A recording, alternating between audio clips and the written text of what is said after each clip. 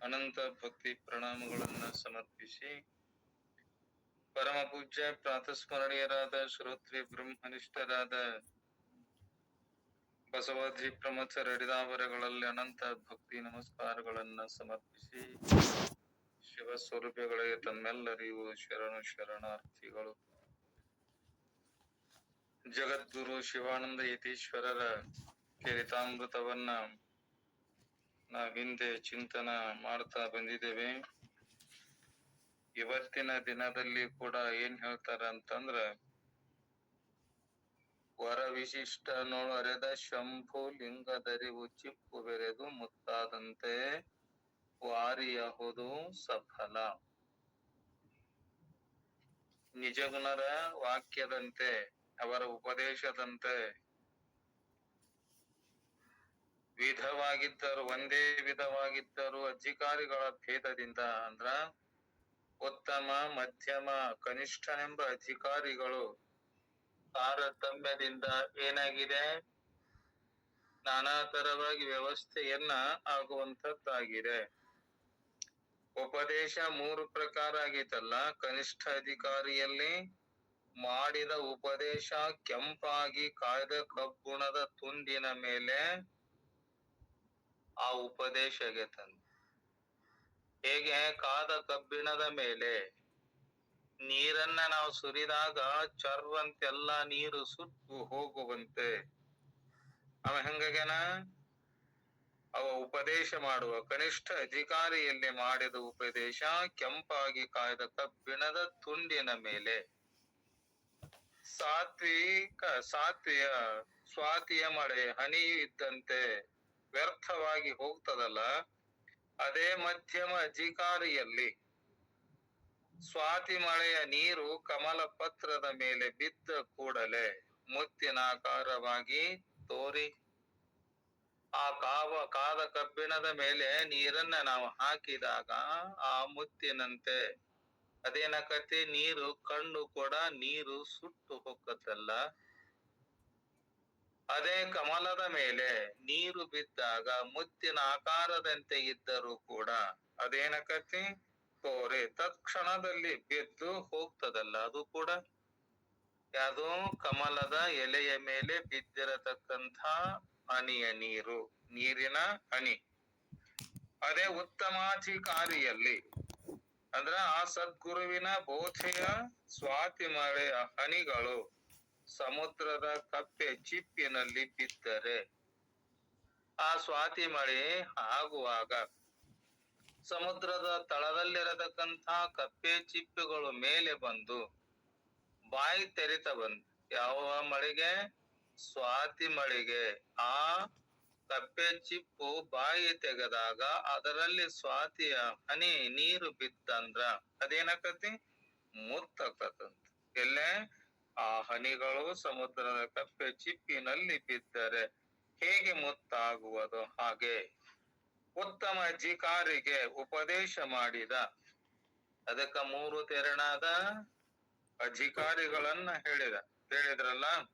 ಒಬ್ಬ ಉತ್ತಮ, ಒಬ್ಬವ ಮಧ್ಯಮ, ಮತ್ತೊಬ್ಬವ ಕನಿಷ್ಠ. 3 ತೆರನಾದ ಅಧಿಕಾರಿಗಳು ಅದರಲ್ಲ.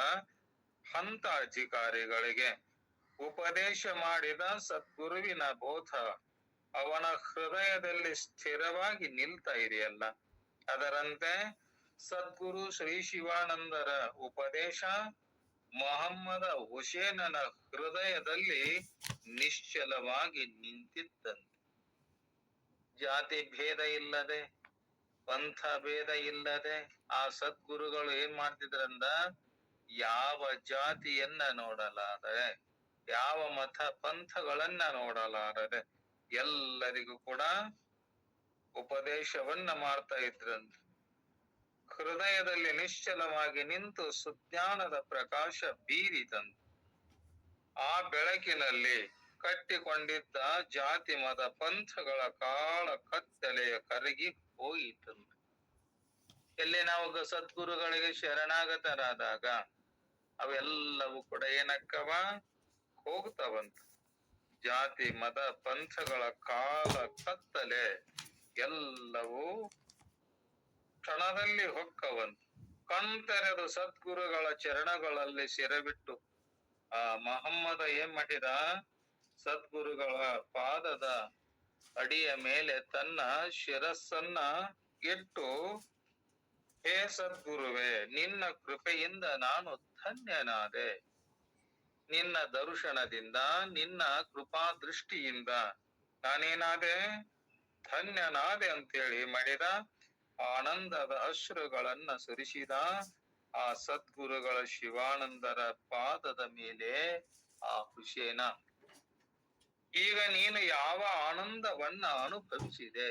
ಸದ್ಗುರುಗಳ ಕೇಳ್ತಾರ, ಅಲ್ಲಪ್ಪ, ಪಾದದ ಮೇಲೆ ನಿನ್ನ ಶಿರಸ್ಸನ್ನ ಇಟ್ಟು ಕಣ್ಣೀರನ್ನ ನೀನು ಸುರಿಸಿದೆಯಲ್ಲ, ಈಗ ಯಾವ ಆನಂದವನ್ನ ನೀನು ಅನುಭವಿಸಿದೆ ಅಂದಾಗ ಹುಸೇನಂತಾನ, ಸದ್ಗುರುವೇ, ನಿನ್ನ ಕೃಪೆಯಿಂದ ನಾನು ಈಗ ಪರಮಾನಂದವನ್ನೇ ಅನುಭವಿಸಿದ್ದೇನೆ. ಹೇ ಸದ್ಗುರುನಾಥ, ನಿನ್ನ ಕೃಪಾ ದೃಷ್ಟಿಯಿಂದ ನಾನೇನಾಗೇನೆ, ಆ ಪರಮಾನಂದದ ಆನಂದವನ್ನೇ ನಾನು ಅನುಭವಿಸಿದ್ದೇನೆ ಅಂತಂದಾಗ ಪ್ರಖ್ಯಾತನಾಗುವೆ ನೀನು. ಸದ್ಗುರುಗಳಿಗೆ ಶರಣಾಗತನಾಗಿ ಆ ಸದ್ಗುರುಗಳ ಉಪದೇಶವನ್ನ ಕೇಳಿ ಅವರು ಹಾಕಿಕೊಟ್ಟಂತ ಮಾರ್ಗದಲ್ಲಿ ನೀನು ನಡೆದಿದ್ದಾದರೆ ನೀನೇನಾಗುವೆ, ಪ್ರಖ್ಯಾತನಾಗುವೆ ಅಂತ ಹೇಳಿ ಅವನನ್ನ ಮನದುಂಬಿ ಆ ಸದ್ಗುರು ಶಿವಾನಂದ ಯತೀಶ್ವರರು ಕರೆಸ್ತಾರೆ.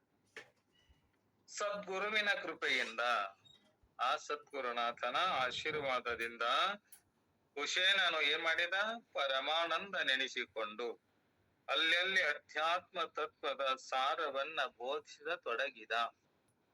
ತಾನು ಸದ್ಗುರುಗಳಲ್ಲಿ ಶಾಸ್ತ್ರ ಶ್ರವಣ ಮಾಡಿದ್ದನ್ನ ತಾನು ಎಲ್ಲ ಸತ್ಸಂಗದಲ್ಲಿ ಎಲ್ಲಿ ಸಮಯ ಸಿಗುತ್ತಲ್ಲ ಆ ಸ್ಥಾನದಲ್ಲಿ ಇದ್ದುಕೊಂಡು ಅವನು ಕೂಡ ಏನ್ ಮಾಡ್ತಿದ್ದ, ಅಧ್ಯಾತ್ಮದ ತತ್ವದ ಸಾರವನ್ನ, ಸದ್ಗುರುಗಳ ಮುಖದಿಂದ ಕೇಳಿದ ಜ್ಞಾನವನ್ನ ಇನ್ನೊಬ್ಬರಿಗೆ ಹೇಳ್ತಾ ಇದ್ದ. ಅವನ ವಯಸ್ಸಿಗೆ ಮೀರಿದ ಅನುಭಾವವನ್ನ ಕಂಡು ಜನರು ಬೆರಗಾಗ್ತಾ ಇದ್ರಂತ. ಏನಪ್ಪ ಇವ ಅಂತ ಎಳಕ ವಯಸ್ಸಿನಲ್ಲಿ ಕೂಡ ಇಂಥ ಜ್ಞಾನವನ್ನ ಪಡ್ಕೊಂಡಾನಂತ ಹೇಳಿ ಎಲ್ಲರೂ ಕೂಡ ಬೆರಗಾಗ್ತಿದ್ರಂತೆ. ಸದ್ಗುರುಗಳ ಸಂಕೇತದಂತೆ ಮಹಮ್ಮದ ಹುಸೇನನಿಗೆ ಕೂಡ ತಾರೀಕು 6 ತಿಂಗಳ 12 1909 ಬಂಕಾಪುರದ ಉರ್ದು ಶಾಲೆ ಶಿಕ್ಷಕನೆಂದು ಸರಕಾರದಿಂದ ಆರ್ಡರ್ ಬಂತಂತ. ಆ ಸದ್ಗುರುವಿನ ಕರುಣೆ ಒಂದು ಸಲ ಆ ಶರಣಾಗತರಾದಾಗ ಮನದುಂಬಿ ಮಾತನಾಡಿದಾಗ ಅವರ ಕೃಪಾ ದೃಷ್ಟಿಯನ್ನ ಹರಿಸಿದಾಗ ಅವನಿಗೂ ಕೂಡ ಏನಾಯ್ತು, ಸರ್ಕಾರದಿಂದ ಶಿಕ್ಷಕನಾಗಲು ಆರ್ಡರ್ ಬಂತಂತೆ. ಯಾರಿಗೆ? ಆ ಮಮ್ಮಹಂತನಿಗೆ. ಕೂಡಲೇ ಸದ್ಗುರು ಶಿವಾನಂದ ಯತೀಶ್ವರರಿಗೆ ಆ ಸಂತೋಷದ ವಿಷಯವನ್ನ ತಿಳಿಸಿ, ಯಪ್ಪಾ, ನಿಮ್ಮ ಕೃಪಾ ದೃಷ್ಟಿಯಿಂದ ಗೌರ್ಮೆಂಟದಿಂದ ನನಗೇನಾಗಿದೆ, ನೌಕರಿ ಬಂದಿದೆ ಅಂತೇಳಿ ತಿಳಿಸಿ ಅವರ ಆಶೀರ್ವಾದವನ್ನ ಪಡೆದು ಬಂಕಾಪುರದ ಉರ್ದು ಶಾಲೆಗೆ ಪ್ರಾಥಮಿಕ ಶಿಕ್ಷಕನಾಗಿ ಹೋದ ಆ ಮಹಮ್ಮದ್ ಹುಸೇನ. ಅಲ್ಲಿ ಮುಂಜಾನೆಯಿಂದ ಸಂಜೆಯವರೆಗೆ ಉರ್ದು ಶಾಲೆ ಶಿಕ್ಷಕರಾಗಿ ವಿದ್ಯಾರ್ಥಿಗಳಿಗೆ ನೀತಿ, ಧರ್ಮ, ಉತ್ತಮ ಚಾರಿತ್ರ್ಯಗಳನ್ನ ಆಧರಿಸಿ ವಿದ್ಯಾಭ್ಯಾಸವನ್ನ ಹೇಳ್ತೊಡಗ್ತಿದ್ದಂತೆ ಎಲ್ಲಾ ಮಕ್ಕಳಿಗೆ. ಶಾಲೆಯಲ್ಲಿ ಆ ಮಕ್ಕಳು ಬಂದು ತಂದಾಗ ಅವರಿವರು ಎನ್ನದೆ ಎಲ್ಲರಿಗೂ ಕೂಡ ಮನದುಂಬಿ ತಾನು ಸಂತೋಷದಿಂದ ಆ ಮಕ್ಕಳಿಗೆ ಏನ್ ಮಾಡ್ತಾ ಇದ್ದ, ಪಾಠವನ್ನ ಮಾಡ್ತಾ ಇದ್ದ. ಶಾಲೆ ಬಿಟ್ಟ ಬಳಿಕ ಸಾಯಂಕಾಲ ಊರಿನ ಮುಮುಕ್ಷುಗಳು ಸೇರಿಸಿ ಆ ಊರಲ್ಲಿ ಯಾರು ಹಿತಚಿಂತಕರಾದಾರ, ಯಾರು ಇದು ಬ್ರಹ್ಮ ಚಿಂತನೆಯನ್ನ ಮಾಡಬೇಕು, ಆಧ್ಯಾತ್ಮದ ಚಿಂತನೆಯನ್ನ ಮಾಡಬೇಕು ಅನ್ನೋರು ಯಾರದಾರಲ್ಲ ಎಲ್ಲರನ್ನ ಕೂಡಿಸಿ ತಾನೇ ತತ್ವ ಚಿಂತನೆಯಲ್ಲಿ ಭಾಗವಹಿಸ್ತಿದ್ರಂತ. ಅವರ ಸತ್ಸಂಗದಲ್ಲಿ ಜಾತಿ ಮತ ಪಂಥಗಳ ಭೇದವಿಲ್ಲದೆ, ಈ ಸತ್ಸಂಗದಲ್ಲಿ ಯಾವ ಜಾತಿ, ಯಾವ ಭೇದ, ಯಾವ ಮತ, ಅವರು ಇವರು, ಅವ ಹೆಚ್ಚು ಇವ ಹೆಚ್ಚು ಅನ್ನುವ ಈ ಜ್ಞಾನದ ಅವಧಿಯಲ್ಲಿ ಯಾವುದು ಕೂಡ ಇಲ್ಲ. ಅದಕ್ಕ ಪಂಥಗಳ ಭೇದವಿಲ್ಲದೆ ಎಲ್ಲಾ ಜಾತಿ ಧರ್ಮದ ಜನರನ್ನು ಸೇರಿಸ್ತಿದ್ದ. ಆದರೆ ಕೆಲವು ಕುಹಕಿಗಳು ಏನ್ ಮಾಡ್ತಾ ಇದ್ರಂದ್ರ ಒಳಗೊಳಗ ಜಾತಿಯ ಭೂತವನ್ನ ಬಿಟ್ಟು ಜಿಜ್ಞಾಸುಗಳಿಗೆ ಮಾನಸಿಕ ಹಿಂಸೆಯನ್ನ ಕೊಡುತ್ತಿದ್ರಂತ. ಎಲ್ಲಿ ಜಾತಿ ಜಂಗು ಹೋಗುವುದಿಲ್ಲ ಅಲ್ಲಿವರೆಗೆ ಈ ಬ್ರಹ್ಮಜ್ಞಾನದ ಸ್ವರೂಪವನ್ನ ತಿಳಿಯಲಿಕ್ಕೆ ಆಗುವುದಿಲ್ಲ. ನಮ್ಮ ನಿಜವಾದ ಸ್ವರೂಪವನ್ನ ತಿಳ್ಕೊಬೇಕಾತಂದ್ರ ಎಲ್ಲವೂ ಕೂಡ ಗುರುವಿನ ಬಳಿಗೆ ನಾವು ಹೋಗ್ಬೇಕಾತಂದ್ರ ಎಲ್ಲವನ್ನ ಬಿಟ್ಟು ಅಲ್ಲಿಗೆ ಹೋಗ್ಬೇಕಂತ.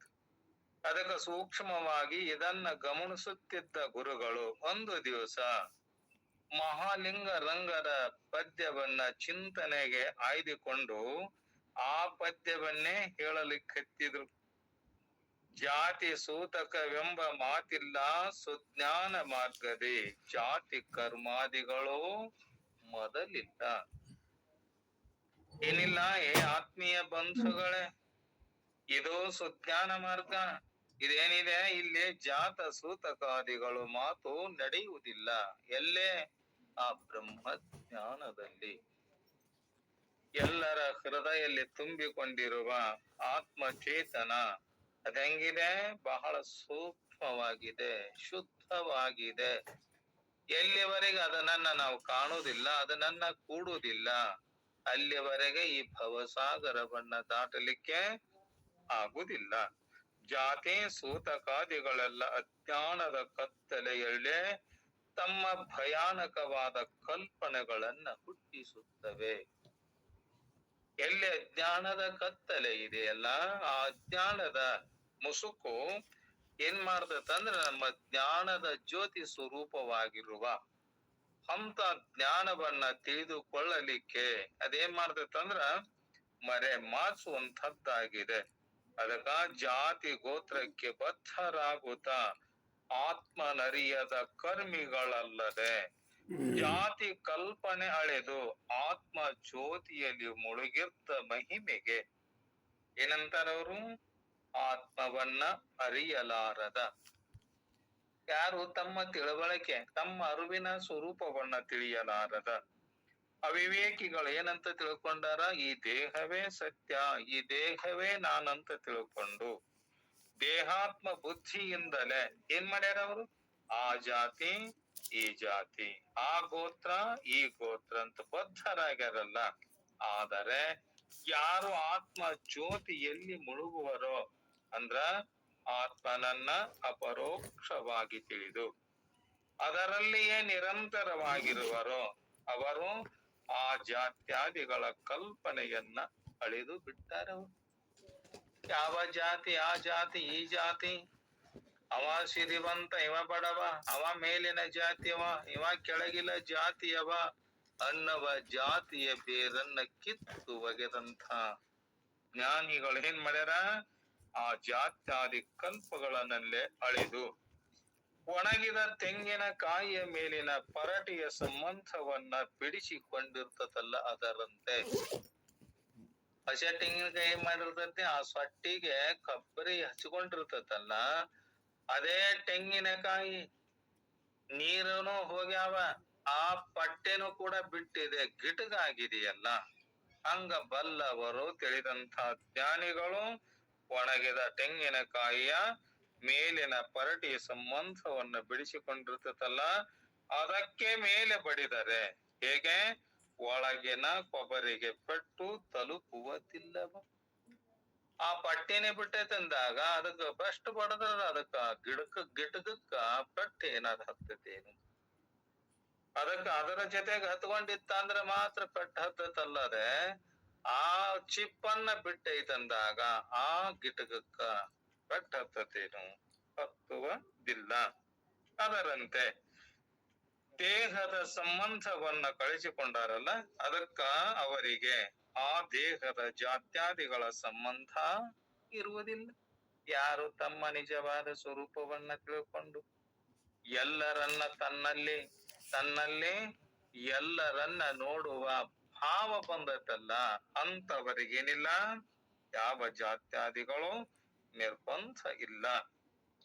ಕಲ್ಪಿತ ಕಾರ್ಯಗಳಾಗ್ಯಾವಲ್ಲ ದೃಢ ಪರೋಕ್ಷ ಬ್ರಹ್ಮಜ್ಞಾನದಿಂದ ಸಮಸ್ತ ಅಜ್ಞಾನ ತತ್ಕಾರ್ಯದ ನಿವೃತ್ತಿ ಆಗಿರುವುದರಿಂದ ಜ್ಞಾನಿಗಳಾದ ಜೀವನ್ಮುಕ್ತರು ದೇಹಗೊಂಡಿದ್ದರೂ ಕೂಡ ಕಮಲ ಪತ್ರದಂತೆ ಅವರು ದೇಹಕ್ಕೂ ಅದರ ಧರ್ಮಗಳಿಗೂ ಕೂಡ ಅಂಟಿಕೊಳ್ಳದೆ ಅಸಂಗರಾಗಿರ್ತಾರಂತ. ಹಾಗಾಗ್ಬೇಕಂತ ನಾವು. ಕಮಲ ನೀರಿನಲ್ಲಿದ್ದರೂ ಕೂಡ ನೀರನ್ನ ತನ್ನಲ್ಲಿ ಹಚ್ಚಿಕೊಳ್ಳಲಾರದಂತೆ ಹೇಗಿರ್ತೈತಲ್ಲ, ಆ ಕೆಸರಿನಲ್ಲಿದ್ದರೂ ಕೂಡ ಕೆಸರು ತನ್ನ ಮೈಗೆ ಹಚ್ಚಿಕೊಳ್ಳದಂತೆ ಇದೆಯಲ್ಲ ಅದರಂತೆ ಬ್ರಹ್ಮ ಬೀಜವೇ ಸರ್ವ ಯೋನಿಯಳು ಪುಟ್ಟಿರುವುದೆಂಬುವ ಮರ್ಮವರಿಯದ ಮೂಢ ಜನರುಗಳು ನಮ್ಮ ಕುಲ ಮೇಲೆನುತ ಸಾಧಿಸಿ ನಿಮ್ಮ ಕುಲ ಕೀಳೆನುತ ನಿಂದಿಸಿ ಹಮ್ಮು ಮೊದ ಮತ್ಸರದಿ ಸಾಯುತ್ತ ಗಮ್ಮನೆ ನರಕಕ್ಕೆ ಇಳಿವರಲ್ಲದೆ. ಏನಂತಾರೆ ಇವರು? ಬ್ರಹ್ಮ ಬೀಜವೇ ಸಮಸ್ತ ಯೋನಿಗಳಲ್ಲಿ ಹುಟ್ಟಿ ಬಂದದಂತದ್ದು, ಅದು ಇರಲಾರದೆ ಅದಕ್ಕ ತೇನ ವಿನ ತೃಣಮಪೇ ನ ಚಲತಿ.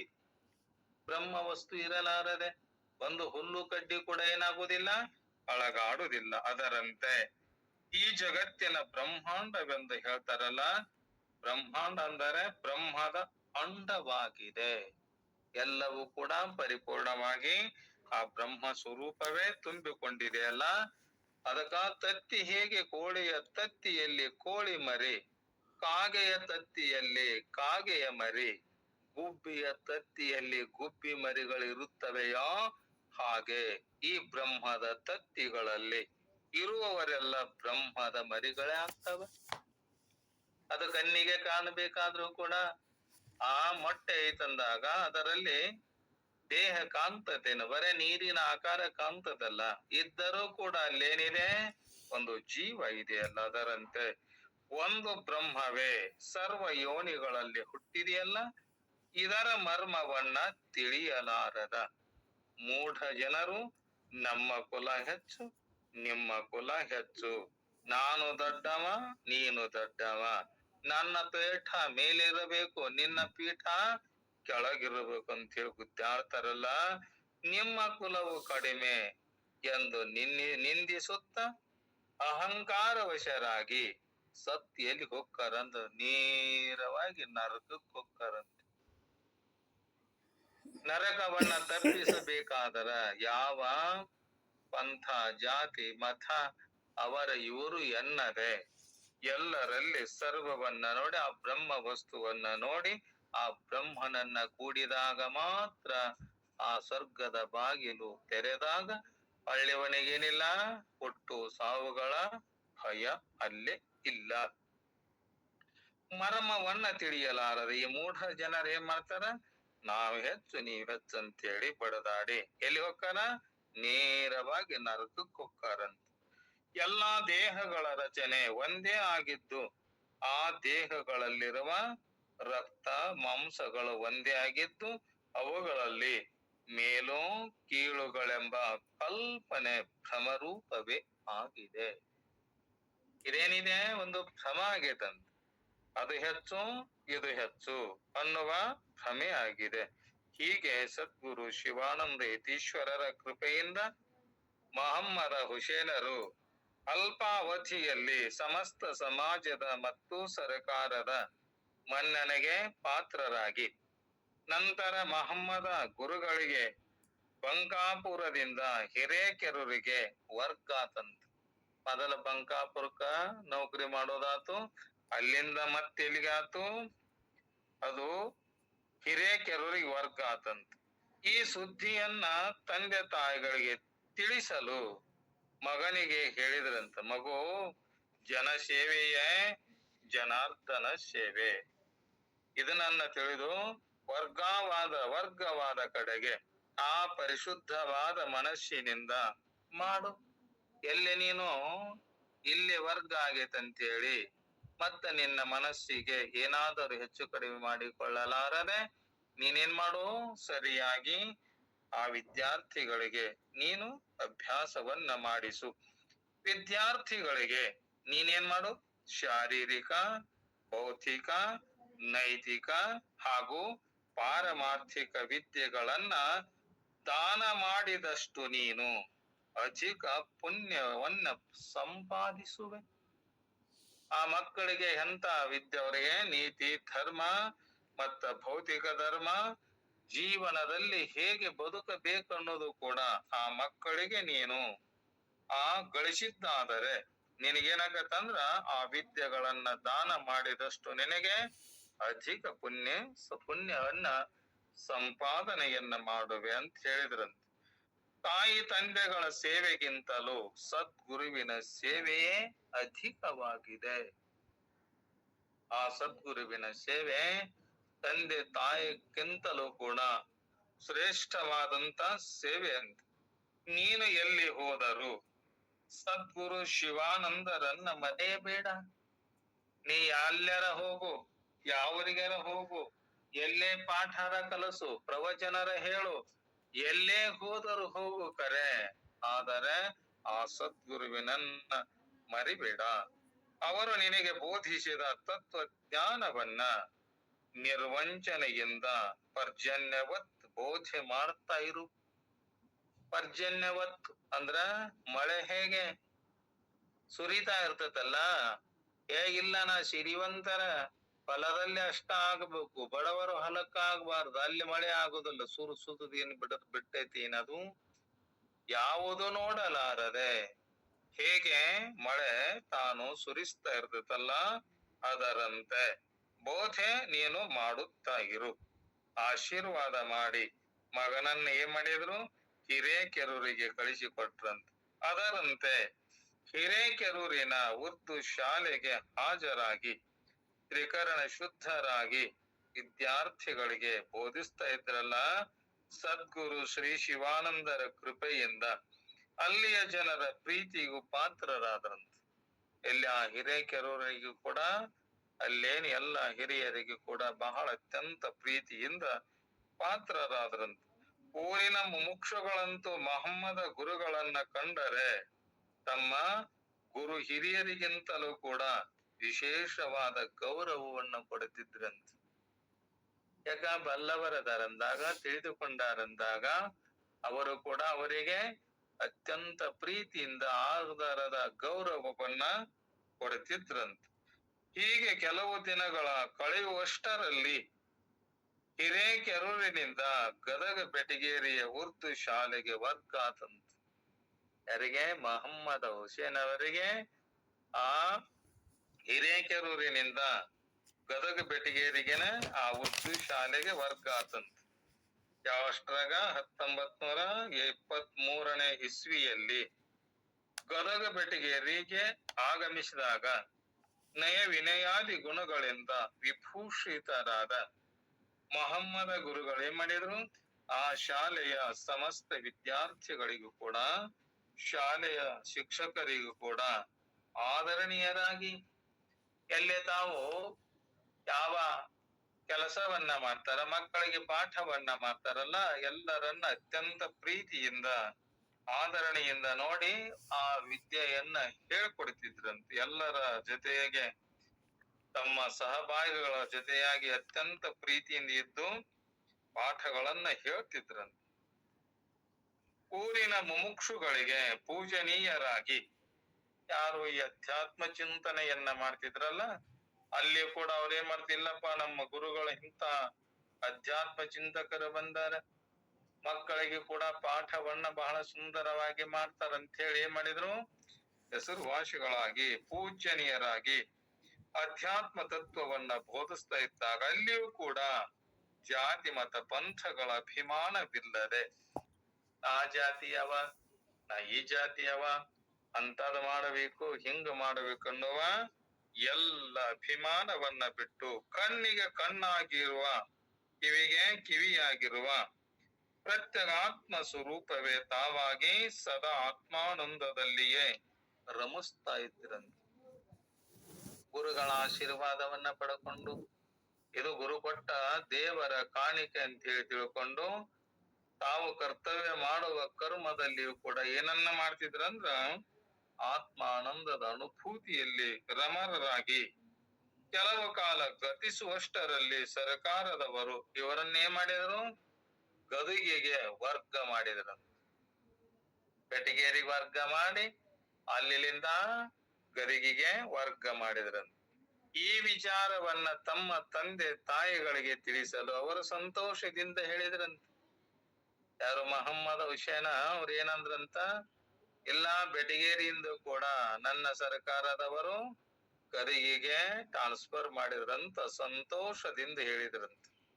ಮಗು, ಇದು ನಿಮಗೆ ಮತ್ತಷ್ಟು ಒಳ್ಳೆಯದಾಯ್ತಲ್ಲ. ಯಾಕಂದ್ರೆ ಸದ್ಗುರುಗಳು ಸಾನ್ನಿಧ್ಯದಲ್ಲಿ ಅಲ್ಲೇ ಸಮೀಪದಲ್ಲಿ ಬಹಳ ಮಹಾ ತಪೋ ನಿಧಿಗಳಾದ ಸದ್ಗುರು ಶ್ರೀ ಶಿವಾನಂದ ಸಾನ್ನಿಧ್ಯವು ನಿನಗೆ ದೊರೀತಲ್ಲಪ್ಪ. ಅನಾಯಾಸವಾಗಿ ನಿನಗೆ ನಿತ್ಯ ಸದ್ಗುರುಗಳ ದರ್ಶನ, ಸ್ಪರ್ಶನ, ಸಂಭಾಷಣಗಳು ಕೂಡ ದೊರೆತವಲ್ಲ. ಈಗ ಸರ್ಕಾರದವರು ಎಲ್ಲಿ ಹೋಗಂದ್ರೆ ಅಲ್ಲಿ ಹೋಗಬೇಕಲ್ಲ. ಮೊದಲ ಬಂದ ತಕ್ಷಣವೇ ಬೇರೆ ಕಡೆ ವರ್ಗ ಆದಾಗ ಅಂತಿರ್ತಾರ, ನಾವು ಗುರುಗಳ ಸನ್ನಿಧಿಯನ್ನ ಕಳಕೊಂಡು ನಮ್ಮ ಗುರುಗಳಿಗೆ ಭೇಟಿ ಆಗಲಾರದ ಅಲ್ಲೇ ಜೀವನ ಮಾಡುದಾದಂತೇಳಿ ಎಷ್ಟೋ ಮಂದಿ ಕೊರಗುತ್ತಾ ಇರ್ತಾರಲ್ಲ. ಅವಾಗಂತಾರ, ಇಂತ ನಿನಗ ಸಾನ್ನಿಧ್ಯ ಒದಗಿ ಬಂತಲ್ಲಪ್ಪ, ಅನಾಯಾಸವಾಗಿ ನಿನಗೆ ನೀನು ನಿತ್ಯ ಸದ್ಗುರುಗಳ ದರ್ಶನ, ಸ್ಪರ್ಶನ, ಸಂಭಾಷಣೆಗಳು ದೊರೆತವಲ್ಲ. ನೀನೇನ್ ಮಾಡು, ತಪ್ಪದೆ ಅವರ ಸೇವೆಯನ್ನ ಮಾಡುತ್ತಿರು ಅಂತೇಳಿ ತಂದೆ ತಾಯಿಗಳು ಕೂಡ ಆ ಮಹಮ್ಮದ ಹುಸೇನನಿಗೆ ಆಶೀರ್ವದಿಸಿದ್ರಂತೆ. ಗದುಗಿಗೆ ಬಂದ ಮಹಮ್ಮದ ಗುರುಗಳು ಶಾಲೆಗೆ ಹೋಗುವುದಕ್ಕಿಂತ ಮೊದಲು ಮಠಕ್ಕೆ ಹೋಗಿ, ಅಲ್ಲಿಗೆ ಟ್ರಾನ್ಸ್ಫರ್ ಆಗೇತಂದ್ರು ಕೂಡ, ಬೆಟಗೇರಿಯಿಂದ ಗದಿಗೆ ಆಗೇತಂದ್ರು ಕೂಡ ಫಸ್ಟ್ ಏನ್ ಮಾಡಿದ್ರು, ಶಾಲೆಗೆ ಹೋಗ್ಲಿಲ್ಲ, ನೇರವಾಗಿ ಮಠಕ್ಕೆ ಹೋಗಿ ಸದ್ಗುರು ಶಿವಾನಂದರ ದರ್ಶನವನ್ನ ಪಡ್ಕೊಂಡು, ನಾನು ಹಿಂಗ ನನ್ನ ನೌಕರಿ ಏನಾಗಿದೆ, ನನಗ ಇಲ್ಲಿಗೆ ಟ್ರಾನ್ಸ್ಫರ್ ಆಗಿದೆ ಅಂತ ಹೇಳಿ ತನಗೆ ಇಲ್ಲಿ ವರ್ಗವಾಯ್ತಂತ ಸುದ್ದಿಯನ್ನು ಕೂಡ ಹೇಳಿ, ಆಗ ಸಂತೋಷದಿಂದ ಸದ್ಗುರು ಶಿವಾನಂದರು ಅವ್ರಿಗೆ ಹೇಳ್ತಾರೆ. ಏನಂತಾರ, ದುರ್ಬಲ ತ್ರಯಮೇವ ತದ್ದೇವ ದೇವಾನು ಹೇತುಕಂ ಅನುಗ್ರಹ ಹೇತುಕಂ ಮನುಷ್ಯತ್ವಂ ಮುಮುಕ್ಷುತ್ವಂ ಮಹಾಪುರುಷ ಸಂಶ್ರಯ. ದುರ್ಬಲ ತ್ರಯಂ ಏವ ಏತತ್ ದೇವ ಅನುಗ್ರಹ ಹೇತುಕಂ ಮನುಷ್ಯತ್ವಂ ಮುಮುಕ್ಷುತ್ವಂ ಮಹಾಪುರುಷ ಸಂಶಯ. ಹೇ ಶಿಷ್ಯನೇ, ಇದು ದೇವರ ಅನುಗ್ರಹ ಅಂತ ತಿಳ್ಕೊ ನೀನು. ಇದು ನಿನಗ ಎಲ್ಲಾ ಕಡೆ ಶಾಲೆಗೆ ಕಲಿಸಿ ಮಕ್ಕಳಿಗೆ ವಿದ್ಯಾಭ್ಯಾಸವನ್ನ ಮಾಡಿ ಈ ಆತ್ಮದ ಚಿಂತನೆಯನ್ನ ನೀ ಮಾಡಿಯಲ್ಲ, ಇದು ಏನಂತ ತಿಳ್ಕೊ, ಆ ಭಗವಂತನ ಅನುಗ್ರಹ ಅಂತ ನೀ ತಿಳ್ಕೊ. ಯಾಕಂದ್ರ ಈ ಮನುಷ್ಯ ಜನ್ಮದಲ್ಲಿ ಮನುಷ್ಯತ್ವ ಬರುವುದು ಬಹಳ ಕಷ್ಟ ಇದೆ. ಮನುಷ್ಯ ಜನ್ಮ ಬಂದೈತಿ ಕರೆ, ಮನುಷ್ಯತ್ವ ಬರುವುದು ಬಹಳ ಕಷ್ಟ ಇತ್ತು. ಮೋಕ್ಷವನ್ನ ಪಡೆಯಬೇಕೆಂಬ ಉತ್ಕಟ ಇಚ್ಛೆ ಮತ್ತ ಮಹಾಪುರುಷರ ಆಶ್ರಯ, ಈ ಮೂರು ದೊರೆಯುವುದು ಕಷ್ಟ ಸಾಧ್ಯ ಆಗಿದೆಯಪ್ಪ. ಇದು ಜೀವನದಾಗ ಎಲ್ಲರಿಗೂ ಕೂಡ ಸಿಗುವಂಥದ್ದು ಅಲ್ಲ, ಬಹಳ ಕಷ್ಟ ಆಗೈತಿ ಇದು. ಆದರೆ ನಿನಗೆ ಇವು ಮೂರು ದೊರಕ್ಯಾವಂದಾಗ ಏನ್ ದೊರಕ್ಯಾವ, ಇದು ನಿಜವಾದ ಈಶ್ವರನ ಅನುಗ್ರಹ ಅಂತ ನೀ ತಿಳ್ಕೊ. ಗುರುಗಳ ಸಾನ್ನಿಧ್ಯನ ಸಿಕ್ಕಿದೆ, ಜೀವನ ಮಾಡಲಿಕ್ಕೆ, ದೇಶ ಸೇವೆಯನ್ನ ಮಾಡಲಿಕ್ಕೆ, ಇನ್ನೊಬ್ಬರ ಸೇವೆಯನ್ನ ಮಾಡಲಿಕ್ಕೆ, ವಿದ್ಯಾದಾನವನ್ನ ಮಾಡಲಿಕ್ಕೆ ಈ ಸಹಕಾರ ಸಿಕ್ಕೈತಂತ ನೀನು ಈಶ್ವರನ ಅನುಗ್ರಹ ಐತಂತ ನೀ ತಿಳ್ಕೊ. ನೀನು ಭಗವಂತನ ಈ ಅನುಗ್ರಹವನ್ನ ಸದುಪಯೋಗ ಪಡಿಸಿಕೋಪ. ಈ ಕಾಲ ಕಳೆಯಲಾರದ, ಈ ಸಮಯವನ್ನ ವ್ಯರ್ಥ ಮಾಡಲಾರದ ನೀನೇನ್ ಮಾಡು, ಈ ಸಮಯವನ್ನ, ಈ ಸದಾವಕಾಶವನ್ನ ಇದನ್ನ ಸದುಪಯೋಗ ಪಡಿಸಿಕೊ. ಸಿಕ್ಕಿದ ಅವಕಾಶ ಕೂಡ ಎಲ್ಲರಿಗೂ ದಕ್ಕುವುದಿಲ್ಲ. ಈ ಅವಕಾಶ ಇದು ಎಲ್ಲರಿಗೂ ದಕ್ಕುವುದಿಲ್ಲಪ್ಪ. ಇದು ಈ ಸದಾವಕಾಶವನ್ನ ದಕ್ಕಿಸಿಕೊಳ್ಳುವುದು ನಿನ್ನ ಕೈಯಲ್ಲಿ ಇದೆ. ಸದ್ಗುರು ಶಿವಾನಂದ ಯತೀಶ್ವರರು ಹೇಳ್ತಾರೆ ಯಾರಿಗೆ? ಆ ಮಹಮ್ಮದನಿಗೆ ಹೇಳ್ತಾರೆ, ಇದು ನಿನ್ನ ಕೈಯಲ್ಲಿದೆ. ನೀನು ಶಾಲೆ ಬಿಟ್ಟು ಕೂಡಲೇ ಮಠಕ್ಕೆ ಬರಬೇಕು. ನೀ ಶಾಲೆ ಬಿಟ್ಟು ತಕ್ಷಣವೇ ಮನೆಗೆ ಹೊಕ್ಕೇನಂದ್ರೆ ಹೋಗುವ ಹಾಗಿಲ್ಲ. ನೀನೇನ್ ಮಾಡ್ಬೇಕು? ಶಾಲೆ ಬಿಟ್ಟ ತಕ್ಷಣವೇ ಮಠಕ್ಕೆ ಬರಬೇಕು ಅಂತೇಳಿ ಸದ್ಗುರು ಶಿವಾನಂದ ಯತೀಶ್ವರರು ಆ ಮಹಮ್ಮದನಿಗೆ ಏನ್ ಮಾಡ್ತಾರ? ಆಜ್ಞೆ ಮಾಡ್ತಾರ. ಮಹಮ್ಮದ ಗುರುಗಳಿಗೂ ಕೂಡ ಅತ್ಯಂತ ಸಂತೋಷ ಆಯ್ತಂತ. ನನ್ನ ಸದ್ಗುರುಗಳು ಅವ್ರ ಮುಖಾರವಿಂದಾರದಲ್ಲಿ ನಾನು ಈ ಬ್ರಹ್ಮಜ್ಞಾನದ ಉಪದೇಶವನ್ನ ಪಡ್ಕೊಂಡು ಅವರು ಹೇಳಿದ ಮಾರ್ಗದಲ್ಲಿ ನಾನು ನಡೆದು ನಾನು ಧನ್ಯನಾಗಿದೆ. ಎಲ್ಲ ನನ್ನ ಸದ್ಗುರುಗಳು ನನಗ್ ಹಿಂಗ್ ಹೇಳ್ತಾರಂತಂದಾಗ ಆ ಮಹಮ್ಮದರಿಗೆ ಏನಾತಂದ್ರ ಬಹಳ ಸಂತೋಷ ಆತಂತ. ಹೇ ಸದ್ಗುರುನಾಥನೇ, ನಿನ್ನ ಆಜ್ಞೆಯನ್ನ ಶಿರಸಾವಹಿಸಿ ನಡೆಸುತ್ತೇನೆ. ಇಲ್ಲಿಯ ಪರ್ಯಂತರವಾಗಿ ನೀ ಯಾವ ತೆರನಾಗಿ ನನಗೆ ಹೇಳಿದೆಲ್ಲ ಅದರಂತೆ ನಾನು ನಡೆಯುತ್ತೇನಂತ ಹೇಳಿ ಮಹಮ್ಮದ ಹೇಳಿ ಶಾಲೆಗೆ ಹೋದ. ಅಂದಿನಿಂದ ಮಹಮ್ಮದ ಗುರುಗಳು ಶಾಲೆ ಬಿಟ್ಟು ಕೂಡಲೇ ತಪ್ಪದೆ ಮಠಕ್ಕೆ ಬರ್ತಿದ್ದ. ತನ್ನ ಶಾಲೆ ಕೆಲಸ ಮುಗಿಸಿಕೊಂಡು ಮನೆಗೆ ಹೋಗಲಾರದ ನೇರವಾಗಿ ಮಠಕ್ಕೆ ಬರ್ತಿದ್ದ. ದಿನಾಲು ಈ ಗುರು ಶಿಷ್ಯರ ಮಧ್ಯದಲ್ಲಿ ಅತ್ಯಂತ ರಹಸ್ಯಮಯವಾದ ತತ್ವ ಚಿಂತನೆ ನಡೀತಾ ಇತ್ತಂತ. ಆ ಗುರುಗಳ ಸಾನ್ನಿಧ್ಯದಲ್ಲಿ ಕುಳಿತುಕೊಂಡು ಗುರುಗಳು ಹೇಳುವಾಗ ಆ ಚಿಂತನೆ ಸದಾ ನಡೀತಾ ಇತ್ತಂತ. ಇವರಿಬ್ಬರಲ್ಲಿ ನಡೆಯುತ್ತಿರುವ ಗೂಢವಾದ ತತ್ವ ಚಿಂತನೆಯನ್ನ ಕೇಳಲು ಆ ಊರಿನ ಮುಮುಕ್ಷುಗಳು ಕೂಡ ಆ ಸಮಯದಲ್ಲಿ ಬಂದು ಸೇರ್ತಿದ್ರು. ಮಹಮ್ಮದ ಸದ್ಗುರು ಶಿವಾನಂದ ಯತೀಶ್ವರರು ಆ ತತ್ವದ ಚಿಂತನೆಯನ್ನ ಮಾಡುವಾಗ ಅವರ ಚಿಂತನೆ ಹೇಗಿದೆ ಅದನ್ನ ನಾವು ಕೇಳಿ ನಾವು ಕೂಡ ಧನ್ಯರಾಗ್ಬೇಕು ಅಂತೇಳಿ ಮುಮುಕ್ಷುಗಳು ಬಂದು ಸೇರ್ತಿದ್ರಂತ. ಒಂದು ದಿವಸ ಸಮಾಧಿಯ ವಿಷಯವಾಗಿ ಹೇಳಬೇಕೆಂದು ಮೊಹಮ್ಮದ ಹುಸೇನರು ಗುರುಗಳಲ್ಲೇ ಪ್ರಾರ್ಥನೆ ಮಾಡ್ತಾರೆ. ಹೇ ಸದ್ಗುರುನಾಥ, ನನಗೆ ನೀವೇನ್ ಮಾಡ್ಬೇಕು?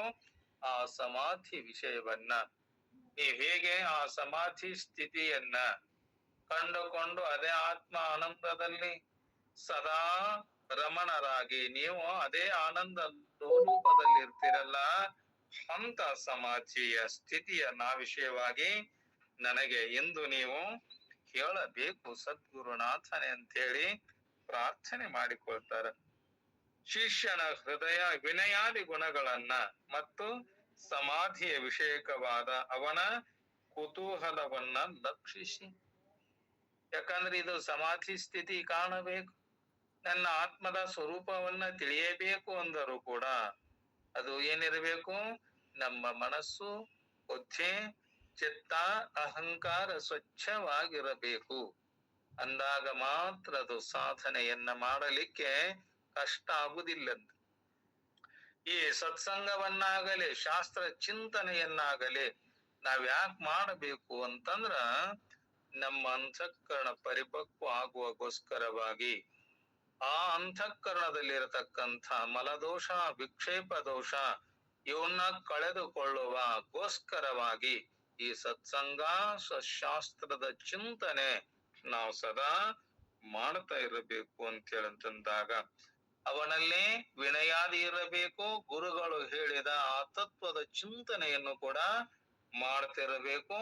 ಅವರು ಹೇಳಿದ ಉಪದೇಶಾಮೃತವನ್ನ ತನ್ನ ಶ್ರದ್ಧೆ ಎಂಬ ಪಾತ್ರೆ ಅದು ಯಾವಾಗಲೂ ಕೂಡ ಏನಾಗಬಾರದು?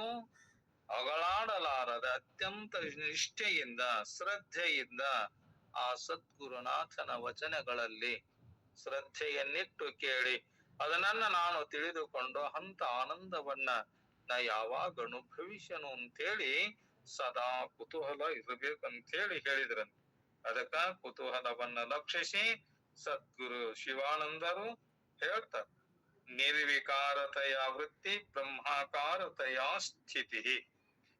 ವೃತ್ತಿ ವಿಸ್ಮರಣಂ ಸಮ್ಯಕ್ ಸಮಾಧಿ ಜ್ಞಾನಂ ಸಂಜ್ಞಕಹಂ. ಹೇಳ್ತಾರೆ, ಹೇ ವತ್ಸ, ಹೇ ಮಗು. ವತ್ಸ ಅಂದ್ರ ಮಗು. ಪರಮಾತ್ಮನು ಕೂಡ ಅರ್ಜುನನಿಗೆ ಮಗ ಅಂತೂ ಕೂಡ ಬೋಧನೆ ಮಾಡ್ಯಾನ. ಹೇ ವತ್ಸ, ಹೇ ಮಗು, ನಿನ್ನ ಪ್ರಶ್ನೆ ಯೋಗ್ಯವಾಗಿದೆ. ನೀನು ಮಾಡಿರುವ ಪ್ರಶ್ನೆ ಇದೇನಿದೆ ಬಹಳ ಶ್ರೇಷ್ಠವಾಗಿದೆ. ಆ ಸಮಾಧಿಯ ವಿಷಯದಲ್ಲಿ ಮಹಾತ್ಮರ ಅಭಿಪ್ರಾಯ ಹೀಗಿದೆ. ಆ ಸಮಾಧಿಯಲ್ಲಿ ಹೆಂಗಿದೆ ಅದು? ವಿಷಯ ಧ್ಯಾನದಿಂದ ವಿಕಾರವಾಗುವ ಮನಸ್ಸು ಆ ವಿಷಯಗಳಿಂದ ಹಿಂದಕ್ಕೆ ಸೆಳೆದು ನಾನು ಬ್ರಹ್ಮನಿದ್ದೇನೆ. ಇದೇನಿದೆ? ಸಮಾಧಿ ಸ್ಥಿತಿ ಅಂತ. ಸಮಾಧಿ ಸ್ಥಿತಿಗೆ ಹೋಗ್ಬೇಕಂತಂದ್ರೆ ಏನ್ ಮಾಡ್ಬೇಕು? ವಿಷಯ ಧ್ಯಾನದಿಂದ ವಿಕಾರವಾಗುವ ಮನಸ್ಸನ್ನ, ಆ ಮನಸ್ಸು ಏನಾಗಿದೆ? ಬಹಳ ಚಂಚಲವಾಗಿದೆ. ಅಂತ ಚಂಚಲವಾಗಿರುವ ಮನಸ್ಸನ್ನ ಏನ್ ಮಾಡ್ಬೇಕು? ಆ ವಿಷಯಗಳಿಂದ ಹಿಮ್ಮುಖವಾಗಿ ಹಿಂದಕ್ಕೆ ಸೆಳೆದು ಆ ಬ್ರಹ್ಮ ಸ್ವರೂಪವೇ ನಾನಿದ್ದೇನೆ ಅನ್ನುವ ಭಾವವನ್ನ ತಂದುಕೊಂಡಾಗ ಆ ಅಂತರಂಗದಲ್ಲಿ ತುಂಬಿ ಆ ಮನವನ್ನ ಮತ್ತೆ ಮತ್ತೆ ಬ್ರಹ್ಮಾಕಾರ ಮಾಡ್ತಾ ಬಳಿಕ ನಾನು ಬ್ರಹ್ಮನೆಂಬ ಭಾವವು ಕೂಡ ಸಹ ಇಲ್ಲದಾಗಬೇಕು. ಎಲ್ಲೇ? ಆ ಸಮಾಧಿ ಸ್ಥಿತಿಯಲ್ಲಿ ಯಾವುದು ಇಲ್ಲ, ಅಲ್ಲಿ ಹೇಳುವುದು ಇಲ್ಲ, ಯಾವ ಕೇಳುವುದು ಇಲ್ಲ. ಎಲ್ಲೇ? ಆ ಬ್ರಹ್ಮ ಸಮಾಧಿ ಸ್ಥಿತಿಯಲ್ಲಿ. ಹಂಗಾಗ್ಬೇಕು. ಇದುವೇ ಸಮಾಧಿ ಸ್ಥಿತಿ ಎಂದು ಹೇಳತಕ್ಕಂಥ ಲಕ್ಷಣ ಆಗಿದೀಪ. ನಿರಾಕಾರ ನಿರುಪಾಧಿಕ ಬ್ರಹ್ಮವೇ ಆತ್ಮ. ಆತ್ಮಕ್ಕೆ ಏನಿಲ್ಲ? ಯಾವ ವಿಕಾರವೂ ಇಲ್ಲ. ದೇಹಕ್ಕೆ ಹೆಂಗ ವಿಕಾರ ಐತಲ್ಲ, ದೇಹದಂತೆ ಆ ಬ್ರಹ್ಮ ಸ್ವರೂಪದಲ್ಲಿ ಏನಿಲ್ಲ? ನಾನಾ ವಿಕಾರಗಳು ಯಾವು ಇಲ್ಲ. ಅದೇನಿದೆ? ನಿರಾಕಾರ ನಿರುಪಾಧಿಕ ಬ್ರಹ್ಮವೇ ಆತ್ಮ. ಅದುವೇ ಪರಮಾನಂದ ಸ್ವರೂಪ ಆಗಿದೆಪ್ಪ. ಅದನ್ನೇ ನೀನು ಏನ್ ಮಾಡು? ಸದಾ ಕಾಲದಲ್ಲಿ ಮನನ ಮಾಡಿ ನಿಧಿಧ್ಯಾಸನ ಮಾಡುತ್ತಿರು. ಅದನ್ನು ಶ್ರವಣ ಮಾಡು. ಶ್ರವಣ ಮಾಡಿದ್ದನ್ನ ಮನನ ಮಾಡು. ಮನನ ಮಾಡಿದ್ದನ್ನ ನಿಧಿಧ್ಯಾಸನ ಮಾಡು. ಆ ನಿಧಿಧ್ಯಾಸನದ ಪರಿಪಕ್ವ ಅವಸ್ಥೆಯೇ ಸಮಾಧಿಯಾಗಿದೆ. ಇಂಥ ಸಮಾಧಿ ಸ್ಥಿತಿಯನ್ನ ನೀ ಕೇಳಿದೆಲ್ಲಪ್ಪ. ಅದು ಏನಿದೆ? ನಿರುಪಾಧಿಕ ನಿರಾಕಾರವಾಗಿರುವ ಆ ಬ್ರಹ್ಮವೇ ಆತ್ಮ. ಅದುವೇ ಪರಮಾನಂದ ಸ್ವರೂಪವಾಗಿದೆ. ಅದನ್ನೇ ನೀನೇನ್ ಮಾಡು? ಸದಾ ಕಾಲದಲ್ಲಿ ಮನನ ಶ್ರವಣ ಮಾಡು. ಶ್ರವಣ ಮಾಡಿದ್ದನ್ನ ಮನನ ಮಾಡು. ಮನನ ಮಾಡಿದ್ದನ್ನ ನಿಧಿಧ್ಯಾಸನ ಮಾಡುತ್ತಿರು. ಇದು ನಿಧಿಧ್ಯಾಸದ ಪರಿಪಕ್ವ ಅವಸ್ಥೆಯೇ ಸಮಾಧಿ. ಅದಕ್ಕೆ ನೀನೇನ್ ಮಾಡು? ತ್ರಿಪುಟಿ ಸಹಿತವಾಗಿ ಭಾನವಾಗಲು ಅದಕ್ಕೆ ಸವಿಕಲ್ಪ ಸಮಾಧಿ ಅಂತಾರೆ. ಹಿಂಗ ತಿಳ್ಕೊ. ಇದೇ ಅಭ್ಯಾಸ ಮುಂದುವರೆದರೆ ನಂತರ ಆ ತ್ರಿಪುಟಿಯ ಭಾನರಹಿತವಾಗಿ ನಿಂತರೆ ಅದಕ್ಕೇನಂತಾರ? ನಿರ್ವಿಕಲ್ಪ ಸಮಾಧಿ ಅಂತಾರ. ಅದಕ್ಕೆ ಆ ಸ್ಥಿತಿಗೆ ನೀನು ಹೋಗು ಅಂತಾರ ಆ ಸದ್ಗುರುನಾಥರು. ಆ ಸದ್ಗುರುನಾಥನ ಕೃಪೆಯಿಂದ ನೀನು ಅದನ್ನು ಹೊಂದಲು ಯೋಗ್ಯನಾಗಿದ್ದೀಯಪ್ಪ. ನೀನು ಒಳ್ಳೆ ಪ್ರಶ್ನೆ ಮಾಡಿಯಲ್ಲ, ಆ ಪ್ರಶ್ನೆಗೆ ಉತ್ತರವನ್ನ ನಾನು ಹೇಳಿದ್ದೇನೆ. ನೀನು ಆ ಸ್ಥಿತಿಗೆ ಹೋಗಲಿಕ್ಕೆ ಯೋಗ್ಯನಾಗಿರುವೆ. ಅದಕ್ಕ ನಾ ಹೇಗ್ ಹೇಳೇನಲ್ಲ ಅದರಂತೆ ನೀನೇನ್ ಮಾಡು? ಪ್ರಯತ್ನಿಸು. ಅದಕ್ಕ ಅವಾಗ ನಿನ್ನ ಬಳಿಗೆ ಬಂದ ಮುಮುಕ್ಷುಗಳಿಗೆ ನೀನೇನ್ ಮಾಡು? ತತ್ವಮಸಿ ಮಹಾವಾಕ್ಯದ ಅರ್ಥವನ್ನೇ ಉಪದೇಶ ಮಾಡು. ಆ ತತ್ವಮಸಿ ಆ ಪರಬ್ರಹ್ಮ ಸ್ವರೂಪವೇ ನೀನು ಅಂತ ಹೇಳು ಅಂತಾರ ಸದ್ಗುರುಗಳು. ಯಾರಿಗೆ? ಆ ಮಹಮ್ಮದನಿಗೆ. ಅವಾಗ ಅದು ಅವರಿಗೆ ಶ್ರವಣವಾದರೆ ನಿನಗೆ ಮನನ. ನೀನು ಅವರಿಗೆ ಹೇಳ್ತಾ ಇದ್ದಾಗ ಏನ್ ಮಾಡು? ಹೇಳ್ತಾ ಇದ್ದಾಗ ಹೇಳ್ತಾ ಈ ಹೊರಗಿನ ಪ್ರಪಂಚವನ್ನ ಮರೆತು ಬಾಹ್ಯಾಕಾಶದಲ್ಲಿ ನಿನ್ನ ಆತ್ಮ ಸ್ವರೂಪವಾಗಿರುವ ಆ ಬ್ರಹ್ಮದಲ್ಲಿ ನೀನು ನೆಲೆಯಾಗಿ ನಿಲ್ಲು ಅಂತ ಹೇಳಿ ಸದ್ಗುರುಗಳು ಹೇಳ್ತಾರೆ. ಅದಕ್ಕ ಆ ಮುಮುಕ್ಷುಗಳಿಗೆ ನೀನು ತತ್ವಮಸಿ ಮಹಾವಾಕ್ಯದ ಅರ್ಥವನ್ನೇ ಉಪದೇಶ ಮಾಡಲ, ಅವರಿಗೆ ಶ್ರವಣ ಆದರೆ ನಿನಗೆ ಮನನ ಕಥೋ.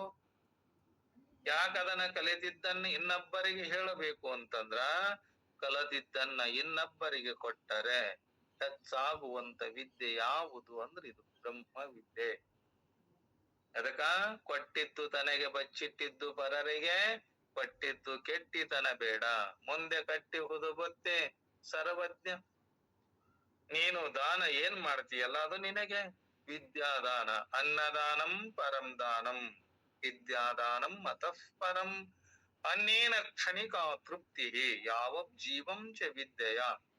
ಅನ್ನದಿಂದ 3 ತಾಸು ಜೀವನ ಸಾಗಿಸಿದರೆ, ವಿದ್ಯೆಯನ್ನ ದಾನ ಮಾಡಿದರೆ ಅದು ಅವರ ಜೀವನ ಪರ್ಯಂತರ ಕತಲ. ಅದಕ್ಕ ನಿನಗೇನಾಕತಿ, ಆ ತತ್ವಮಸಿ ಮಹಾವಾಕ್ಯದ ಅರ್ಥವನ್ನು ಉಪದೇಶ ಮಾಡಿದರೆ ಮುಮುಕ್ಷು ಜನರಿಗೆ, ಅವರಿಗೆ ಶ್ರವಣವಾದರೆ ನಿನಗೆ ಮನನ ಕತಪ. ಇದಕ್ಕೇನೆ ಏನಂತಾರ, ಬ್ರಹ್ಮಾಭ್ಯಾಸ ಅಂತಾರ. ಈ ಅಭ್ಯಾಸವನ್ನ ನೀನು ಸದಾ ಮಾಡು ಅಂತ ಹೇಳಿ ಸದ್ಗುರು ಶಿವಾನಂದ ಯತೀಶ್ವರರು ಹೇಳ್ತಾರೆ. ತಚ್ಚಿಂತನಂ ತತ್ಕಥನಂ ಅನ್ಯೋನ್ಯ ತತ್ವ ಪ್ರಬೋಧನಂ ಏತದೇಕ ಪರತ್ವಂ ಚ ಬ್ರಹ್ಮಾಭ್ಯಾಸ ವಿದುರ್ಬುಧಾಃ. ತಚ್ಚಿಂತನಂ ತತ್ಕಥನಂ ಅನ್ಯೋನ್ಯ ತತ್ ಪ್ರಬೋಧನಂ ಏತತ್ ಏಕ ಪರತ್ವಂ ಚ ಬ್ರಹ್ಮ ಅಭ್ಯಾಸ ವಿದುಃ ಬುಧಾಃ. ಅಂದ್ರ ಜೀವ ಬ್ರಹ್ಮರ ಏಕತ್ವ ರೂಪವಾದ ಯಾವ ತತ್ವ ರೂಪ ಇರುವುದೋ ಆ ತತ್ವದ ಯಾವ ಮತ್ತೆ ಮತ್ತೆ ಚಿಂತನವು, ಮತ್ತೆ ಅಧಿಕಾರಿಗಳಾದ ಮುಮುಕ್ಷು ಜನರು ಅವರೊಡನೆ ಆ ತತ್ವದ ಬೋಧನವು, ಮತ್ತ ತನ್ನ ಸಮಾನರಾದ ವಿದ್ವಾನ್ ಪುರುಷರೊಡನೆ ಕೂಡಿಕೊಂಡು ಏನ್ ಮಾಡ್ಬೇಕು, ಅದೇ ತತ್ವದ ಪರಸ್ಪರ ವಿಚಾರ ವಿನಿಮಯ ಇರುವುದೋ ಅದನ್ನೇ ಏನಂತಾರ, ವಿದ್ವಾನ್ ಪುರುಷರು ಬ್ರಹ್ಮಾಭ್ಯಾಸ ಅಂತ ಹೇಳ್ತಾರೆ. ಗುರುಗಳಿಂದ 4ನೇ ವಿದ್ಯೆಯನ್ನ ಪಡೆದುಕೊಂಡಾಗ ತತ್ವ ಚಿಂತನೆಯನ್ನ ಮಾಡ್ತಾ 4ನೇ ವಿದ್ಯೆಯನ್ನ ಸಂಪಾದನೆ ಮಾಡ್ಕೋಬೇಕಂತ ತನ್ನ ಅನುಭವದಿಂದ 4ನೇ ಹೀಗೆ ಎಲ್ಲ ಕೂಡಿಕೊಂಡು ತನ್ನ ನಿಜವಾದ ಸ್ವರೂಪ ತಿಳ್ಕೋಬೇಕಾತಂದ್ರ ಎಲ್ಲರೂ ಕೂಡಿ ಚಿಂತನ ಮಾಡಿದಾಗ ಅದೇನಾಕತಿ, ಅದು ಉತ್ಪತ್ತಿ ಆಕತಿ. ಈ ರೀತಿಯಾಗಿ ಚಿಂತನ ಮಾಡ್ತಾ ನೀನೇನ್ ಮಾಡು, ಅದರ ಜೊತೆಗೆ ಅವರ ಜೊತೆಗೆ ಸದ್ಗುರುವಿನ ಸೇವೆಯನ್ನ ಮಾಡ್ತಾ ಶೇಷ ಆವಿಷ್ಯವನ್ನ ಕಳೆಯುತ್ತಾ ಜೀವನ್ಮುಕ್ತನಾಗುವಂತೇಳಿ ನೀನು ಅಲ್ಲೇ ಇಲ್ಲೇ ಕುಂತು ಸಮಯವನ್ನ ಹಾಳು ಮಾಡಬೇಡ. ಯಾಕಂದ್ರ ಘಟಿಸಿ ಹೋದ ಸಮಯವನ್ನ ಏನು ಕೊಟ್ಟರೂ ಮರಳಿ ಬಾರದು. ಕೋಟಿ ಕೋಟಿ ಹಣವನ್ನ ಸುರಿದರು ಸಮಯ ಹೋಗಿದ್ದು ಹೊಳ್ಳಿ ಬರುವುದಿಲ್ಲ. ಅಂತ ಸಮಯವನ್ನ ನೀನು ವ್ಯರ್ಥವಾಗಿ ಕಳೆಯದೆ ನೀನೇನ್ ಮಾಡು, ತತ್ವ ಚಿಂತನೆಯನ್ನ ಸದಾ ಮಾಡ್ತಾ ಇರು. ಅವಾಗ ಶಿವಾನಂದಪ್ಪರವರು ಏನ್ ಮಾಡಿದ್ರು, ಆಶೀರ್ವಾದ ಮಾಡಿ ಈ ವಿಷಯವನ್ನ ಹೇಳಿ ಮಹಮ್ಮದ ಗುರುಗಳಿಗೂ ಅಲ್ಲಿ ನೆರೆದಿರುವ ಮುಮುಕ್ಷುಗಳಿಗೂ ಅತ್ಯಂತ ಸಂತೋಷ ಆತಂತ. ಆ ಸದ್ಗುರುಗಳ ಮಾತನ್ನ ಕೇಳಿ ಬಹಳ ಸಂತೋಷ ಆತು. ಹರ್ಷೋದ್ಗಾರದಿಂದ ಸದ್ಗುರು ಶಿವಾನಂದ ಯತೀಶ್ವರರು ಮಹಾರಾಜ ಕಿ ಜೈ ಅಂತ ಹೇಳಿ ಎಲ್ಲರೂ ಸದ್ಗುರುಗಳ ಜೈ ಜೈಕಾರ ಮಾಡಿ ಮಹಮ್ಮದ ಗುರುಗಳಂತೂ ಪರಮಾನಂದ ಭರಿತರಾಗಿ ಧನ್ಯ ಧನ್ಯ ನಾನು ಗುರುನಾಥ, ನಿನ್ನ ಆಶೀರ್ವಾದ ದರ್ಶನ ಸ್ಪರ್ಶನ ಸಂಭಾಷಣದಿಂದ ನಾನು ಇಂದು ಧನ್ಯನಾದೆ ಅಂದ್ರಂತ. ಅದಕ್ಕ ನನ್ನ ಜನ್ಮ ಸಾರ್ಥಕವಾಯಿತು. ಈ ಜನ್ಮಕ್ಕ ಮಾನವ ಜನ್ಮಕ್ಕ ಬಂದಿತ್ತು ಕೂಡ ಆ ಜನ್ಮ ನಂದು ಸಾರ್ಥಕ ಆತಂತ. ನಾವು ಮಾನವ ಜನ್ಮಕ್ಕ ಬಂದಾಗ ಕೂಡ ಈ ತತ್ವ ಚಿಂತನೆಯನ್ನ ಮಾಡಲಾರದೆ ಬರೇ ವಿಷಯ ಭೋಗಗಳಲ್ಲಿ ವಿಷಯ ವಾಸನೆಗಳಲ್ಲಿ ನಮ್ಮ ಮನಸ್ಸನ್ನ ಇಟ್ಟು ದೇಹವನ್ನ ಸವಿಸಿದರೆ ನಮ್ಮಂತ ಪಾಪಿಗಳು ಈ ಜಗತ್ತಿನಲ್ಲಿ ಯಾರು ಇಲ್ಲ. ಅದಕ್ಕಾಗಿ ವಿಷಯ ಭೋಗ ಒಳಗನ್ನ ಬಿಟ್ಟು ಸದ್ಗುರುಗಳ ಸೇವೆಯನ್ನ ಮಾಡಿ ಈ ಪರಮಾರ್ಥದ ಚಿಂತನೆಯನ್ನ ಮಾಡಿ, ನಾನು ಯಾಕಾರ ಬಂದೇನೆ ಈ ಲೋಕಕ್ಕ, ಈ ಜನ್ಮಕ್ಕರನ ಯಾಕಾರ ಬಂದೇನಂತೇಳಿ ನಾವೆಲ್ಲರೂ ಕೂಡ ಚಿಂತನೆ ಮಾಡ್ಬೇಕಂತ. ಅದಕ್ಕ ಸಾಷ್ಟಾಂಗ ನಮಸ್ಕಾರ ಮಾಡಿ ಹೀಗೆ ಗದುಗಿನಲ್ಲಿ ನಿತ್ಯದಲ್ಲಿ ಕೂಡ ಬಿಡದೆ ಶಾಸ್ತ್ರ ಚಿಂತನೆಯಲ್ಲಿ ಕಾಲ ಕಳೆಯುತ್ತಿರಲು. ಎಷ್ಟು ಟೈಮು ಶಾಸ್ತ್ರ ಹೇಳ್ತಿದ್ರಂದ್ರ 3 ಟೈಮ್ ಹೇಳ್ತಿದ್ರಂತ. ಬೆಳಗ್ಗೆ, ಮಧ್ಯಾಹ್ನ, ಸಾಯಂಕಾಲ. ನಾವು ಬರೇ ಒಂದು ಸಲ ಚಿಂತನೆ ಮಾಡಬೇಕಾದ್ರೆ ನಮ್ಮ ಗತಿ ಏನಾಗೈತಂದ್ರ ಯಾವಾಗ ಸಮಯ ಸಿಕ್ಕಿತೋ ಅದನ್ನ ಮಾಡಬೇಕು, ಇದನ್ನ ಮಾಡಬೇಕು, ಅಲ್ಲಿ ಹೋಗಬೇಕು, ಇಲ್ಲಿ ಹೋಗಬೇಕು ಅನ್ನೋದ್ರಾಗ ನಾವ್ ಎಲ್ಲಿ ಹೋಗ್ತೇವ ನಮ್ಮ ಚಿಂತನೆ ನಾವು ಮಾಡಲಾರದ ಅನ್ಯ ಚಿಂತನೆಯನ್ನ ಮಾಡಿ ನಾವೆಲ್ಲರೇನಾಗೇವೆ ದುಃಖಿಗಳಾಗಿವೆ. ಅದಕ್ಕ ಅವರ ತಾಯಿ ತಂದೆಗಳ ಅಭಿಪ್ರಾಯದಂತೆ ಸದ್ಗುರು ಶಿವಾನಂದರು ಏನ್ ಮಾಡಿದ್ರು, ಪೀತಾಂಬರಜಿ ಎಂಬ ಉತ್ತಮ ಕನ್ಯೆಯನ್ನ ತಂದು ತಾವೇ ನಿಂತು ಮಹಮ್ಮದ ಗುರುಗಳ ಮದುವೆ ಮಾಡಿದರು. ಏನವನಿಗೆ ಶಾಲೆಯಲ್ಲೇ ಅಲ್ಲೇ ಇಲ್ಲೇ ಹೋಗಿ ಬಂದ ಅಗ್ರಿ ಅಳಕ ವಯಸ್ಸಾಗಿತ್ತು. ಈಗ ವಯಸ್ಸಿಗೆ ಬಂದಾಗ ಏನ್ ಮಾಡ್ತಾರ, ಉತ್ತಮ ಕನ್ಯೆಯನ್ನ ತಂದು ತಾವೇ ನಿಂತ ಮಹಮ್ಮದ ಗುರುಗಳಿಗೆ ಮದುವೆ ಮಾಡಿದ್ರು. ಅಲ್ಲಿಂದ ಅವರು ಸತಿಪತಿಗಳು ಒಂದಾಗಿ ಗುರು ಸೇವೆ ಮತ್ತು ತತ್ವ ಚಿಂತನೆ ಮಾಡುತ್ತಾ ಕೆಲವು ದಿನಗಳು ಕಳೆಯಲಾಗಿ ಗದಗಿನಿಂದ ಸಿಗ್ಗಾವಿ ವರ್ಗ ಆತಂತ. ಮತ್ ಯಾರಿಗೆ? ಆ ಮಹಮ್ಮದರಿಗೆ ಸದ್ಗುರುಗಳ ಅಪ್ಪಣೆಯನ್ನ ಪಡೆಕೊಂಡು ಮಹಮ್ಮದ ಗುರುಗಳು ಏನ್ ಮಾಡಿದ್ರು, ಕೆಲವು ದಿನ ಪ್ರಪಂಚ ಮತ್ತು ಪರಮಾರ್ಥಗಳೆರಡನ್ನ ಸಾಗಿಸುತ್ತಾ, ಅದಕ್ಕ ಜಾನನು ಲೌಕಿಕ ಪರಮಾರ್ಥವೆರಡನು ಕೂಡಿ ನಡೆಸುವ ನಿಂತು. ಜಾನಂತವ ತಾನು ಸಂಸಾರದಲ್ಲಿದ್ದುಕೊಂಡು ಎರಡು ಮಾಡ್ತಾನಂತಂದಾಗ ಅವನಂತ ಜಾನ ಯಾರು ಇಲ್ಲ ಅಂತೇಳಿ ಸಂತ ಸಾಗಿಸುತ್ತ ಏನ್ ಮಾಡಿದ, ಊರ ಜನರಿಗೆ ಮಾರ್ಗದರ್ಶಕರಾಗಿದ್ರು. ನಂತರ 1934ರಲ್ಲಿ ಶಿಗ್ಗಾವಿಯಿಂದ ಮರಗದ ಉರ್ದು ಶಾಲೆಗೆ ವರ್ಗ ಆತಂತ. ಮತ್ ಅವ್ರ ಗೌರ್ಮೆಂಟ್ ದಾರ ಏನ್ ಮಾಡ್ತಾರ, ಅಲ್ಲಿಂದ ಅಲ್ಲಿಗೆ ವರ್ಗ ಮಾಡವ್ರೆ, ವರ್ಗ ಮಾಡಿದ್ರು. ಮತ್ತೆ ಸದ್ಗುರುಗಳ ಆಶೀರ್ವಾದ ಪಡೆಕೊಂಡು ಮರಬದಲ್ಲಿ ಒಂದು ಮನೆಯನ್ನ ಬಾಡಿಗೆ ಹಿಡಿದು, ಆ ಮರಬಕ್ಕೆ ಬಂದು ಏನ್ ಮಾಡಿದ್ರು, ಒಂದು ಮನೆಯ ಬಾಡಿಗೆ ಹಿಡಿದು ವಿದ್ಯಾರ್ಥಿಗಳಿಗೆ ಲೌಕಿಕ ವಿದ್ಯೆಯನ್ನ, ಮುಮುಕ್ಷುಗಳಿಗೆ ಅಧ್ಯಾತ್ಮದ ವಿದ್ಯೆಯನ್ನ ಬೋಧಿಸ್ತಾ ಇದ್ರಂತ. ಆಗ ಸದ್ಗುರುಗಳ ಆಶೀರ್ವಾದದಿಂದ ಒಂದು ಗಂಡು ಮಗುವಿಗೆ ಜನ್ಮವಿತ್ತರು. ತಾವೇ ಸ್ವತಃ ಮದುವೆ ನಿಂತ ಮಾಡ್ಯಾರ. ಆ ನಂತರ ಒಂದು ಗಂಡು ಮಗು ಕೂಡ ಅವರಿಗಾಯ್ತು. ಅವನಿಗೆ ಮೊಹಮ್ಮದ ಅಲಿ ಅಂತ ನಾಮಕರಣ ಮಾಡಿದ್ರಂತ. ಯಾರಿಗೆ? ಆ ಮಹಮ್ಮದ ಮಗನಿಗೆ ಮೊಹಮ್ಮದ ಅಲಿ. ಅವನಿಗೂ ಚೆನ್ನಾಗಿ ಓದಿಸಿದ್ರಂತ. ಮಗನು ಕೂಡ ಶಿಕ್ಷಣದಲ್ಲಿ ಮುಂದುವರೆದು ಮುಂದೆ ಮಹಮ್ಮದ ಅಲಿಯು ಕೂಡ ಧಾರವಾಡದಲ್ಲಿ ವಕೀಲರಾಗಿ, ಆ ಸದ್ಗುರುವಿನ ಕೃಪೆ ಹೇಗಿದೆ ನೋಡು. ಅದೇನಿದೆ, ಅವನು ಕೂಡ ವಕೀಲನಾಗಿ ಶಿಕ್ಷಣದಲ್ಲಿ ಮುಂದುವರೆದು ಮುಂದೆ ಮೊಹಮ್ಮದ್ ಅಲಿಯು ಕೂಡ ಧಾರವಾಡದಲ್ಲಿ ವಕೀಲರಾಗಿ ಕೆಲಸ ಮಾಡ್ತಾ ಇದ್ರು. ಈ ರೀತಿ ಮರಬದಲ್ಲಿ ಪರಮಾನಂದ ಗುರುಗಳು ನಿತ್ಯ ಮುಮುಕ್ಷುಗಳಿಗೆ ತತ್ವೋಪದೇಶ ಮಾಡುತ್ತಿರಲು, ಅವರ ಮನಸ್ಸು ನಿವೃತ್ತಿಯನ್ನ ಬಯಸುತ್ತಿರಲು 3 ವರ್ಷ ಮುಂಚಿತವಾಗಿಯೇ ಪರಮಾನಂದರು ಶಿಕ್ಷಕ ವೃತ್ತಿಯಿಂದ ನಿವೃತ್ತರಾಗಿ, ಆ ನಿವೃತ್ತರಾದಾಗ ಅವರ ಸಂಬಳ ಕೇವಲ 15 ರೂಪಾಯಿ. ನಾವೀಗ 50 ಲಕ್ಷ ಕೊಟ್ಟರು ಕೂಡ ಅಯ್ಯೋ ನಾವು ಕಡಿಮೆಗೆ ತಿಂತೀವಿ. ಅವ್ರಿಗೆ ಎಷ್ಟಿತ್ತು ಬರೇ ಅವಾಗ ರೊಕ್ಕ? 15 ರೂಪಾಯಿ. ಪರಮಾನಂದರು ಧಾರವಾಡಕ್ಕೆ ಬಂದು 21 ವರ್ಷ ಅಲ್ಲಿಯೇ ವಾಸವಾಗಿದ್ದು, ಅಲ್ಲಿಯ ಮುಮುಕ್ಷುಗಳಿಗೆ ಆತ್ಮ ಬೋಧನೆಯನ್ನ ಧಾರಾಳವಾಗಿ ಮಾಡ್ತಾ ನಿರಾಶೆಯಿಂದ ಕಾಲ ಕಳಿತಿದ್ರಂತ. ಯಾವ ಆಶೆ ಆಕಾಂಕ್ಷೆಗಳು ಇರಲಾರದೆ ಹಾಗೆ ಜೀವನವನ್ನ ಮಾಡ್ತಾ ಇದ್ದರು.